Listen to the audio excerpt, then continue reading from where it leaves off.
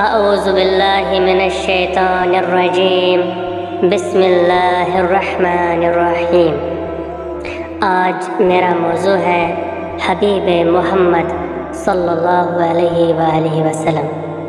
امام محمد باقر علیہ السلام اپنے آبا و اجداد کے ذریعے رسول اللہ صلی اللہ علیہ وآلہ وسلم سے روایت فرماتے ہیں کہ آپ صلی اللہ علیہ وآلہ وسلم نے فرمایا، علی بن ابی طالب علیہ السلام خدا کا خلیفہ ہے اور میرا بھی، خدا کی حجت ہے اور میری بھی، خدا کا دروازہ ہے اور میرا بھی، خدا کا چنا ہوا ہے اور میرا بھی، خدا کا محبوب ہے اور میرا بھی، خدا کا خالص دوست ہے اور میرا بھی، خدا کی تلوار ہے اور میری بھی۔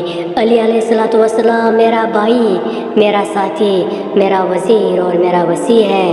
اس کا محب میرا محب ہے اور اس سے بغض رکھنے والا مجھ سے بغض رکھنے والا ہے۔ اس کا دوست میرا دوست ہے اور اس کا عدد میرا عدد ہے۔ میری بیٹی اس کی زوجہ، اس کے بیٹے میرے بیٹے، اس کی جنگ میری جنگ، اس کا قول میرا قول، اس کا حکم میرا حکم ہے۔ علی علیہ السلام سید الوصین ہے، میری امت میں سب سے بہتر ہے اور میرے بعد بنی آدم میں سب کا سردار ہے، سب کا سردار ہے۔